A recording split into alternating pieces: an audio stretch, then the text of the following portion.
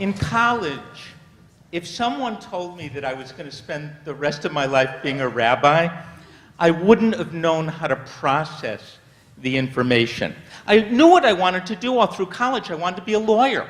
And I specifically wanted to be an environmental lawyer. I wanted to save the environment. I wanted to save the whales. So I applied to law school. I was accepted to law school. And then I did something that was much smarter than I was when I was 21 years old. I went down to Washington and I shadowed a former friend of mine who was working at the EPA, at the Environmental Protection Agency, for a couple of days. And to my he was not saving the whales. He was sitting in a little room looking over numbers and emission controls, and I was tremendously disappointed and disheartened, and I said, I can't do that. I can't do that for the rest of my life. And I went back to college. If I knew about clinical depression, I just thought I was like feeling terrible. But I felt I was really, really depressed because I had no idea what I was going to do with my life. And I spent months thinking, what do I want to be? What do I want to be when I graduate here? I had no idea. I was making no headway whatsoever until I changed the question and I stopped asking, what do I want to be? And I started to ask, what do I love to do? And that was more helpful because I knew how to answer that question. I studied literature in college. I loved to read. I loved to deal with literature. I was doing a lot of community organizing. I thought, okay, this was something I cared about. I thought about being a psychologist because I like to talk to people about serious issues. I was doing a lot of Jewish music at the time, and that was important. So I was putting together a list of things that I loved to do. And then I went down to visit a friend at Yale.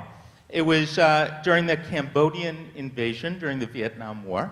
And I was at an anti-war rally, and a rabbi got up on the stage in the college and started to talk about Jewish values and the war and ethical issues. And I'm sitting in the rally thinking, I could do that. I could see myself doing that. I didn't talk about it to anybody for quite a while. I just kept it in myself, and I let it sort of percolate until I finally felt I was ready to let it out and tell people that I thought I was not going to be a lawyer, but I was going to apply to rabbinical school. And so I want to tell you about 3 conversations I had. The first was with my serious girlfriend at the time, and I told her, you know, I'm not going to be a lawyer. I'm applying to rabbinical school. It took her about 2 weeks to break up with me. She had always figured on a successful lawyer, not being a rabbi's wife.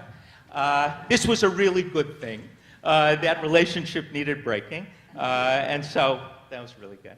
I went to my parents, and I said, Mom, Dad, I'm not going to go to law school. I decided I'm going to apply to rabbinical school.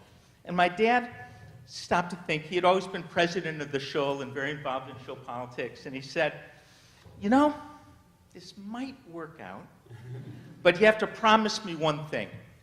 I said, what? He said, you'll never take a congregation. I said, no problem.